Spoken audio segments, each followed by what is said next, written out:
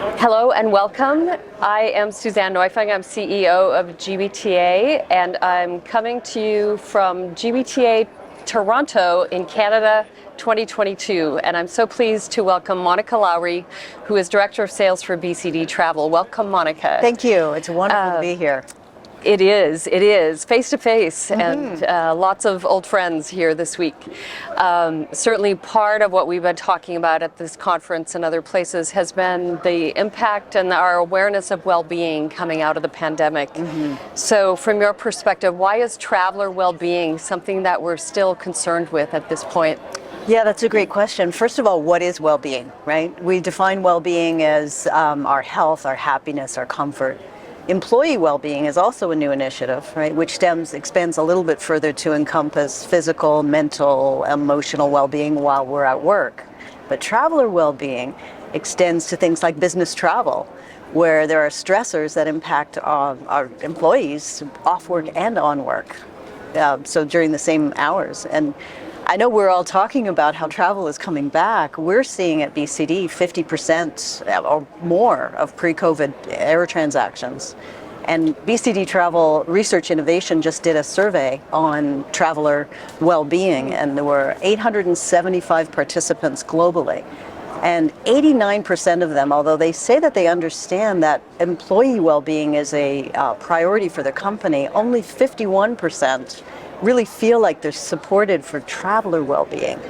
And so that's really important, because as this travel comes back, we're going to see more stressors that are impacting. The companies need to be aware of these stressors that are impacting their travelers that stem from the ongoing uncertainty of our pandemic. So what are some of those stressors? Some of those stressors are understanding the COVID restrictions and regulations and the preparation of the travel documentation before you have to come. That was number one. Number two was tight connections, or having to, we looked at it three different ways. Let me back up a bit. Pre-trip, during the trip, and post-trip. So pre-trip, understanding all the regulations and preparing for it. The rebooking eventuality, possibly of having your whole event canceled or your flight canceled. And just reconciling between taking the trip and your personal life. During the trip, number one was flight cancellations. Number two is tight connections.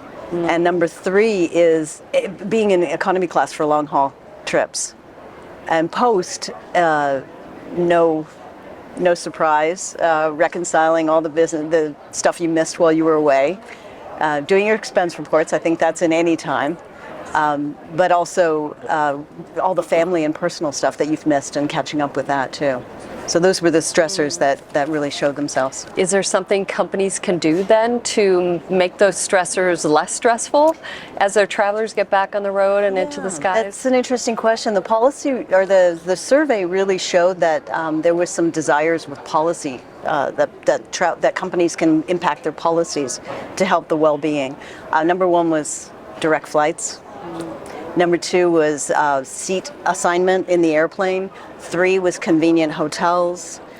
Four was fast-tracking security programs like TSA PreCheck. And then, of course, business class for long-haul trips.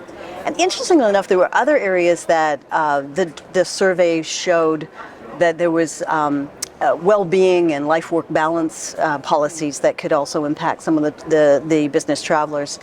Some of that was recommending restaurants with healthy food choices, or giving advice for nutrition or recovery or sleep, gym memberships, being able to take extra time off to compensate for the time that they were traveling, maybe over a weekend, and allowing for leisure. Just have some leisure and some business travel connected with one another. And soon we'll be talking about jet lag again, which we hadn't for a long time. Jet lag was really low on it, Things like booking hotels and booking air and jet lag, all of that was it was on there, but it was very low. Right. I know international travel is still at the bottom of the recovery, and so we need to get back to that. Yeah. So these are all really interesting findings. I think there is a long road ahead for us to keep well-being at the centerpiece of the journey. And I'm so glad BCD is doing this research. Thanks for joining us, Monica. Thank you. And thank you for joining us at home. I'm Suzanne Neufang with GBTA in Toronto, Canada.